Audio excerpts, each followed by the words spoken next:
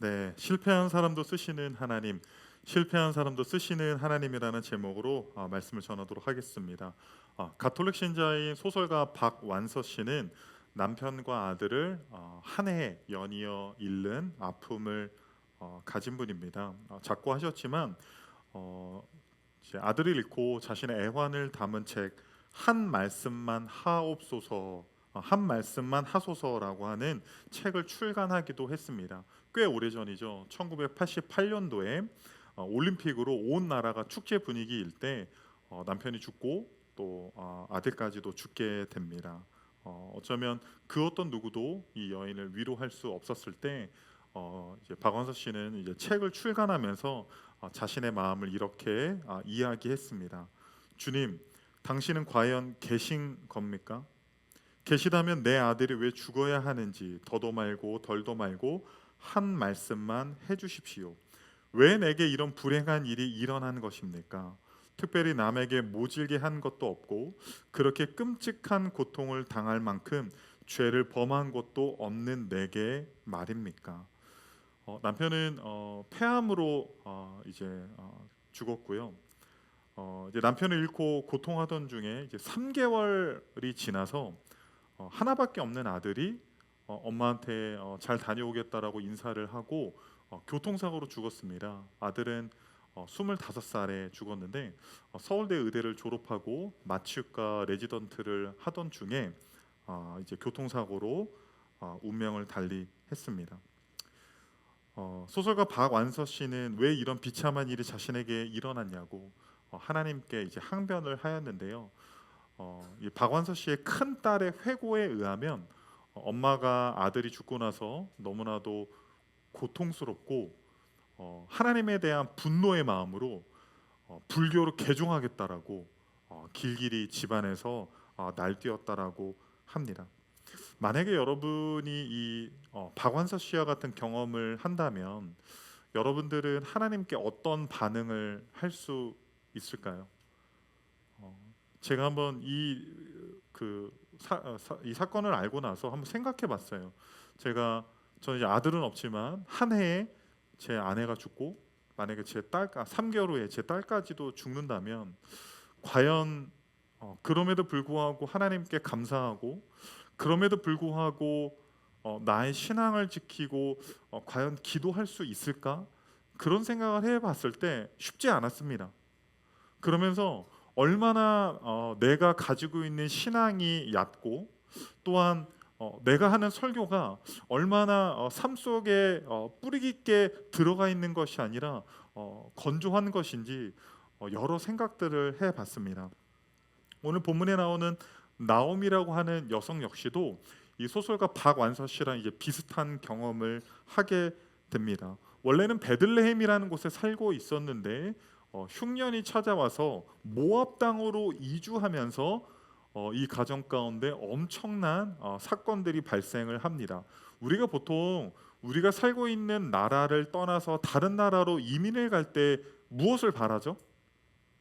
지금보다는 더 나은 삶을 바라잖아요. 더 안정되고 뭐 먹고 사는 것부터 시작해서 아이들 교육까지 더 좋은 곳으로 이제 가려고 하지 않습니까? 제가 이제 유학생활 할 때 유학생들만 교제했던 것이 아니라 저는 이제 굉장히 운이 좋게도 이민 가신 분들, 특히 어르신들이랑 굉장히 이제 관계가 좋았어요. 그래서 이제 그분들이 한국 오실 때마다 이제 우리 교회 와서 이제 예배 드리시거든요. 그분들이랑 이제 이야기를 하면서 그 미국 그 1세대 이민 1세대 어르신들이요 정말 고생을 많이 하셨어요. 정말로 눈물 없이는 들을 수 없는 여러 가지 중노동을 하셔야 했고요. 막 이 자녀들과의 갈등도 있고 하여튼 어려움들이 많이 있으셨습니다. 그런데 또 한국 사람들 어떻습니까? 근면성실. 그리고 그분들이요 되게 놀라운 건 뭐냐면요. 미국에서 30년 40년 살았는데요. 영어를 잘 못하세요. 그런데 더 놀라운 것은 생계에 있어서 영어는 빠삭합니다. 세탁소를 운영하셨거든요. 평소에는 잘 영어 못하세요. 근데 세탁소 관련 영어는 다 알아들어. 다 말할 수 있고 다 알아듣고 대단하신 분들입니다. 예. 그래서 이제 대부분은요 정말 열심히 사셨기 때문에요 그곳에서 이제 다 안정적인 삶을 사십니다. 그런데 가끔 가다가 이제 이민 생활에서 좀 실패해서 역 이민 오시는 그런 분들도 아주 간혹 가다가 보기도 했습니다. 오늘 본문에 나오는 이 나오미의 이 가정은요, 좀 더 잘 먹고 잘 살려고, 더 나은 삶을 위해서 베들레헴을 버리고 모압으로 이주했는데 우리가 상상할 수도 없는 엄청난 사건들이 이 가정 가운데 찾아오게 됩니다. 저는 오늘 본문을 통해서 세 가지로 여러분들에게 말씀을 전하고 싶습니다. 첫 번째는요, 베들레헴의 흉년입니다. 아니, 베들레헴에 왜 흉년이 찾아왔지? 도대체 이해할 수가 없는데, 우리는 잘 모르지만 유대인들은 베들레헴 하면 딱 바로 떠오르는 단어가 있어요. 히브리어로 베들레헴은요, 합성어예요. 그러니까 베이트, 이거는 집이라는 뜻이고 레헴은 떡이라는 뜻이에요. 그러니까 베들레헴은 뭐예요? 베들레헴 뭐예요? 떡집이에요. 뚜레쥬르 파리바게트가 우리에게 뭐예요? 빵집이잖아요. 그 파리에 있는 뭐가 아니잖아요. 그런 것처럼 베들레헴은 떡집이라는 거예요. 하나님께서 적과 후 꿀이 흐르는 그 가나안 땅, 비옥한 땅에서 이름을 베들레헴, 떡집이라 붙일 정도로 그곳은 아마도 풍요로웠던 땅이었던 것 같습니다. 그런데 그곳에 흉년이 찾아왔어요. 흉년이. 아니, 도대체 왜 흉년이 찾아왔을까? 한번 오늘 본문을 근거로 살펴보면 1장 1절에 뭐라고 되어 있습니까? 사사들이 치리하던 때에 그 땅에 흉년이 드니라. 그냥 흉년이 든 것이 아니라 룻기 저자는 무엇을 이야기하고 있어요? 그 시대가, 룻기 시대가 사사들이 통치하던 시대라는 겁니다. 여러분, 사사들이 통치하던 시대는 이스라엘의 역사상 영적으로 가장 타락하고 암흑기였습니다. 사사 시대를 대표하는 성경 구절 무엇이 있습니까? 사사기 21장 25절 읽겠습니다. 그때에 이스라엘 왕이 없으므로 사람이 각기 자기의 소견에 옳은 대로 행하였더라. 여러분, 사사 시대는 왕이 있었어요, 없었어요?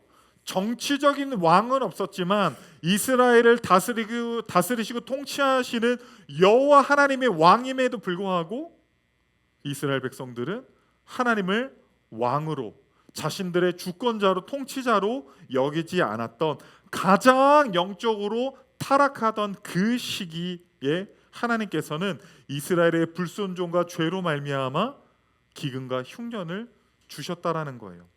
우리 아모스 4장 8절에서 9절도 한번 읽어보겠습니다. 두세 성읍 사람이 어떤 성읍으로 비틀거리며 물을 마시러 가서 만족하게 마시지 못하였으나 너희가 내게로 돌아오지 아니하였느니라. 여호와의 말씀이니라.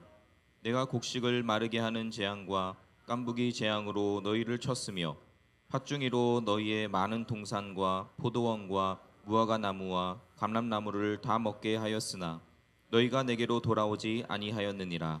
여호와의 말씀이니라. 그러니까 이 아모스 시대는요, 유다의 왕국이 굉장히 경제적으로 번영하고 번성하던 시기였어요.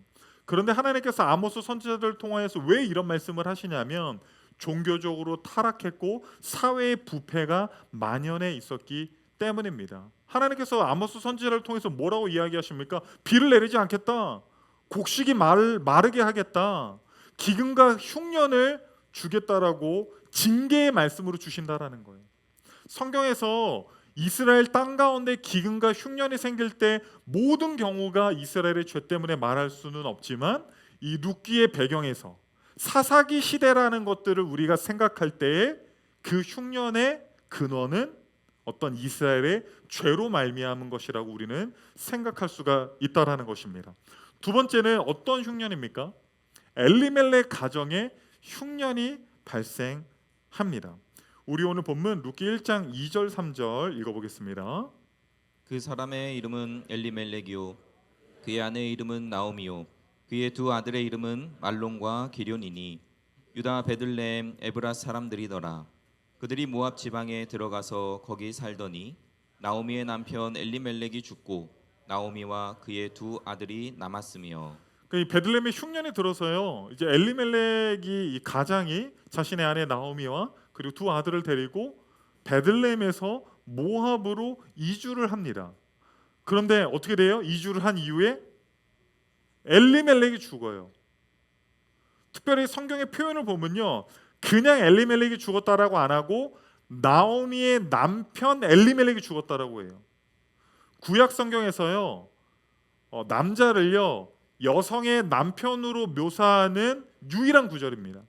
그러니까 지금 룻기 기자는요 우리들에게 뭘 알려주냐면요, 그 남자가 죽은 게 문제가 아니라 나오미의 남편이 죽은 것, 즉 남편이 죽고 두 아들을 데리고 모압 땅에, 이방 땅에 덩그러니 남겨진 그 여성을 주목하고 있다라는 거예요.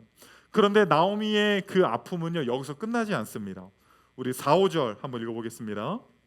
그들은 모압 여자 중에서 그들의 아내를 맞이하였는데 하나의 이름은 오르바요 하나의 이름은 루시더라.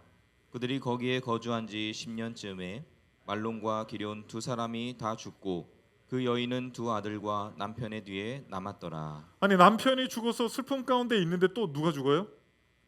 아들 둘 의지하고 이제 살아가고 있는데 그 아들 둘 역시도 그 모압 땅에서 죽게 됐다라는 거예요.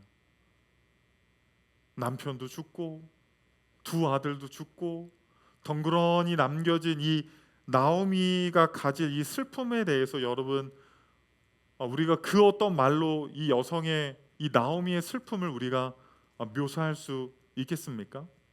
그렇다면 우리는요 왜 이 엘리멜렉 가정 가운데 이러한 흉년이 벌어졌는지 한번 살펴봐야 합니다.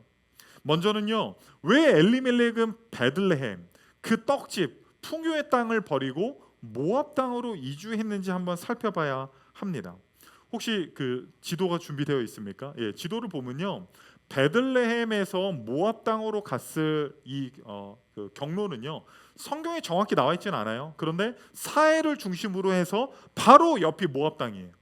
그러니까 베들레헴과 모압의 북부 지역은 굉장히 가까운 지역이었어요. 그럼 여러분은 의문을 가질 수 있어요. 아니 목사님, 베들레헴에 기근이 있고 흉년이 있으면 가까운 모압 땅에도 기근과 흉년이 있는 거 아닙니까? 라고 물어볼 수 있습니다. 제가 이제 성지순례 갔을 때 좀 궁금했어요. 갈릴리 호수랑 요단강은 이 헐몬산의 이슬로 말미암아 깨끗한 깨끗한 물이 흐르는데 왜 사해만 이렇게 짠물, 바닷물이 이렇게 고여 있죠? 라고 이제 제가 선교사님에게 여쭤봤는데 또 제가 또 조사도 해보고 하니까요 이게요 원래는 사해 서쪽은요 전부 다 지중해 바다였어요. 그런데 집안이 갑자기 두 집안이 만나면서 한쪽이 솟아오르면서 물이 고이게 된 거예요. 그래서 우측에 있는 모압의 북부 땅은요 함께 집안이 700m에서 800m 쭉 올라오면서요 강수량이 아주 풍부한 지역이 된 거예요. 다른 지역에 비해서 이 모압의 북부 땅은 강수량이 풍부했기 때문에 흉년과 기근에서도 농사와 열매들이 많이 맺혀 있었겠죠. 그래서 엘리멜렉은 베들레헴을 버리고 모압 북부 땅으로 이주를 한 것입니다. 그런데 여러분, 모압은 어떤 민족입니까?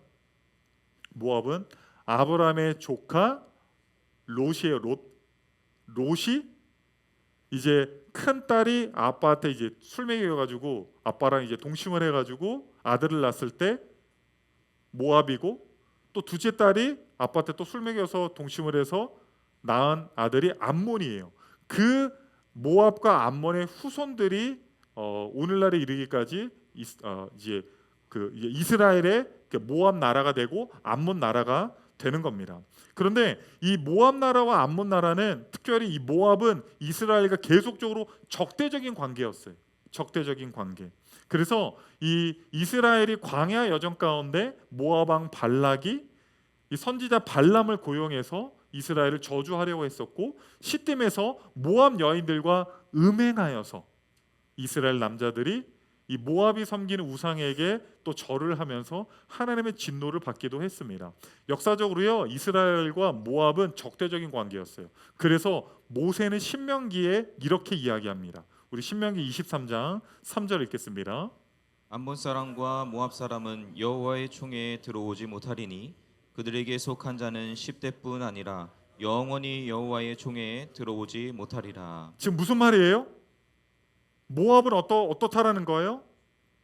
모압 사람들과는 상종도 해서는 안 된다라는 거예요. 여러분, 우리가 오해하는 것 중에 하나는요, 이스라엘 민족 가운데 다른 민족이 절대 못 들어온다고 생각하는데요, 그렇지 않았어요. 하나님께서 애굽 사람들과 에돔 족속들은 그들을 이스라엘 사람들로 받아줬어요. 왜냐하면 어쨌든 노예 생활도 하긴 했지만 애굽에 진 빚이 있잖아요. 400년 동안 그 고센 땅에서 우거했었던. 그리고 에돔 족속은 왜 그렇죠? 야곱의 형이 누구예요? 에서죠. 에서의 후손이 에돔 족속이기 때문에 그들은 이스라엘의 총에 들어올 수 있었습니다. 물론 종교적인 어떤 그런 것들을 거쳐야 되겠죠. 그런데 누구는 안 돼요? 모압은 안 돼. 모압은 절대로 상종도 해서는 안 되고 모압 땅에 가서도 안 된다라고 하나님께서 말씀하고 있다라는 거예요. 그런데 엘리멜렉은 하나님의 말씀을 정면으로 거절하고 어기고 베들레헴을 떠나 모압으로 갔다라는 거예요. 아니 근데 저는 좀 엘리멜렉의 사정이 좀 이해가 되거든요. 왜냐하면 흉년이 찾아왔잖아요. 아니 먹을 것도 없는데 그 자식들 다 굶어 죽입니까? 그리고 NIV 성경을 보잖아요. 그러면 룻기 1장 1절을 보면요. NIV 성경에 보면 이 엘리멜렉이요. For a while 이라고 돼 있죠. 모압으로 가긴 갔는데요. 잠깐 간 거예요. 잠깐 거주하기 위해서 갔다라는 거예요. 이 개정 성경에도 보면 거류하다라고 표현하고 있거든요. 거류하다. 이게 히브리어로 보면요. 거주하다 살다라고 하는 뜻도 있지만 이런 그 사전을 찾아보면요. 이방인으로서 일시적인 기간에 머무르기 위해서라고 하는 뜻이 있어요. 그러니까 엘리멜렉은 어쩌면 모압에 영원히 살기 위해서 간 것이 아니라 지금 먹고 사는 게 이제 문제가 생겼기 때문에 자녀들의 생계의 문제 때문에 모압으로 갔다가 자신도 상상하지도 못할 만한 그러한 가정의 흉년을 경험하게 됐다라는 거예요. 사실 우리는 저도 그렇습니다. 우리 성도님들의 삶 속에서 때로는 좀 제가 이해할 만한 그러실 수 있죠라는 어떤 그런 사정들이 있을 때가 왕왕 있습니다. 그런데 좀 이렇게 비유해서 설명하면 왜 하나님께서 이 엘리멜렉 가정에 흉년을 주셨는지 좀 이해가 될 것 같습니다. 어떤 비유냐면요.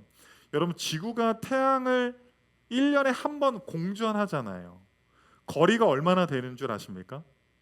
지구에서 태양까지 거리가 약 1억 5천만 킬로미터라고 합니다. 그리고 지구가 좀 기울어져 있는 거 아시죠? 23.5도 살짝 기울어져 있대요.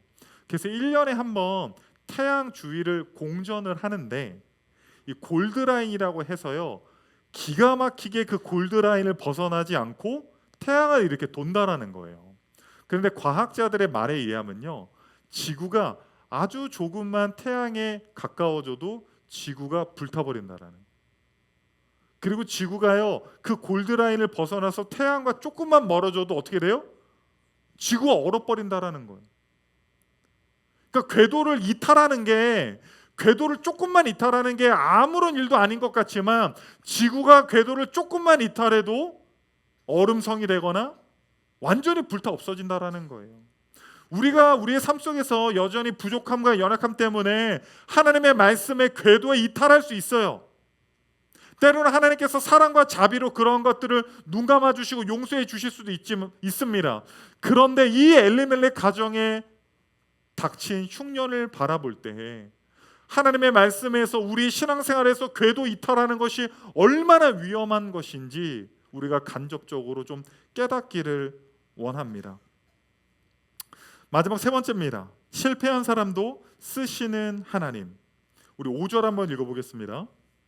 말론과 기럨 두 사람이 다 죽고 그 여인은 두 아들과 남편의 뒤에 남았더라. 네, 여러분 우리 이방 땅에서 우리가 이민 갔는데 남편이 죽었어요.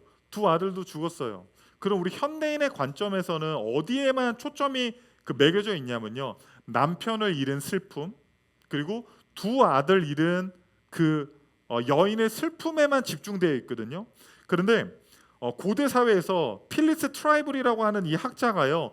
고대 사회에서 여인이 과부가 되었을 때 홀로 남겨졌을 때 어떠한 위치에 있는지 이렇게 말하고 있습니다. 제가 읽어드릴게요. 아내에서 과부로 어머니에서 무자녀 여인으로 바뀌면서 이 여인은 모든 정체성을 상실하고 말았다.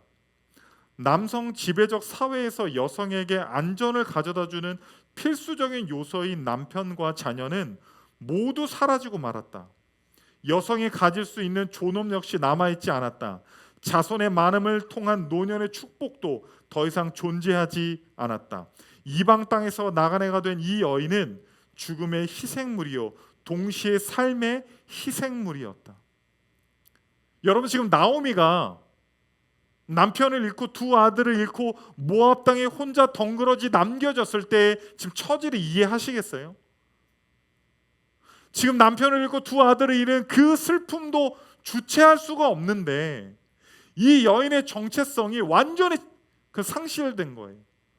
여성으로의 존엄성뿐만 아니라 자신을 지켜줄 남성이 아무도 없기 때문에 삶이 위협이 당하는, 삶의 희생의 제사가 되는 그런 위험한 상황 가운데 이 나오미가 홀로 남겨졌다라고 하는 사실입니다.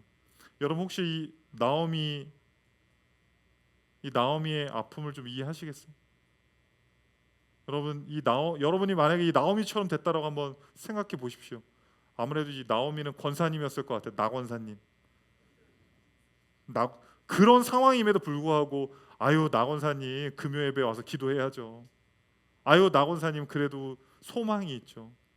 아유, 그래도 우리가 하나님 믿고 살아야죠. 여러분, 그렇게 이야기할 수 있습니까? 단순한 슬픔뿐만 아니라 자신의 삶 자체가 완전히 부정당하는 그 상황에서 나오미에게 소망이라는 것을, 엘리멜렉 가정은 완전히 실패했습니다. 그 어떤 누구도 나오미에게 소망이 있다고, 그래도 기도해야 된다고, 그래도 주님께서 함께 하신다라고 말할 수 있는 사람은 아무도 없을 것입니다. 그런데 완전히 실패한 것 같은 이 엘리멜렉 가정 가운데 하나님께서는 여전히 소망이 있다라고 말씀하십니다. 여러분, 룻기가 총 몇 장이라고 했죠? 총 4장이라고 했죠. 룻기가 마지막에 어떻게 끝나는 줄 아십니까? 우리 한번 룻기 4장 18절에서 22절까지 한번 읽어보겠습니다. 베레스의 계보는 이러하니라. 베레스는 헤스론을 낳고 헤스론은 람을 낳고 람은 암미나답을 낳았고 암미나답은 나손을 낳았고 나손은 살몬을 낳았고 살몬은 보아스를 낳았고 보아스는 오벳을 낳았고 오벳은 이새를 낳고 이새는 다윗을 낳았더라. 누구를 낳았어요? 다윗을 낳았어요. 다윗을. 여러분, 룻기 시대가 어떤 시대입니까? 사사 시대죠. 사사 시대에 사람들이 뭐라고 했어요? 왕이 없다. 하나님의 계심에도 불구하고 왕이 없다라고 했어요. 각기 소견에 오른 대로, 자기 멋대로, 자기 마음대로 전부 다 궤도를 이탈해서 살았어요.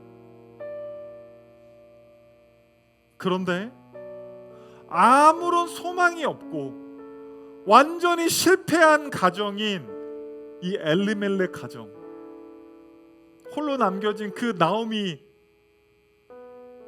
이 여성의 삶을 통해서 하나님께서는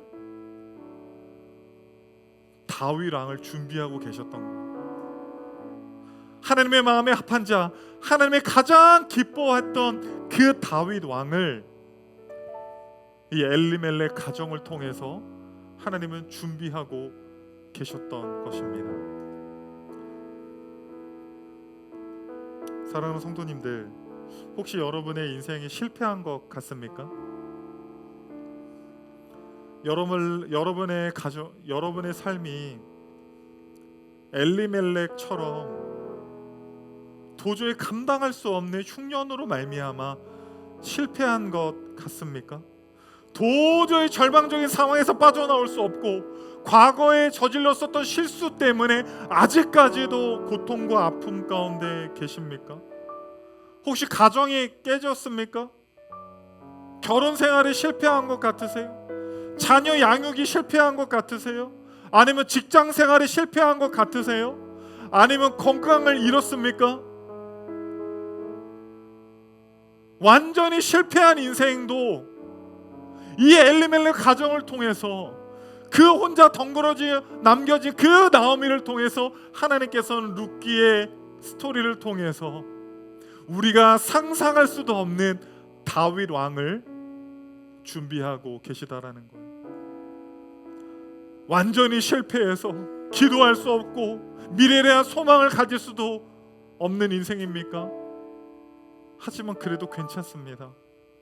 하나님은 여러분을 포기하지 않으셨어요. 하나님은 여전히 여러분과 함께 하십니다.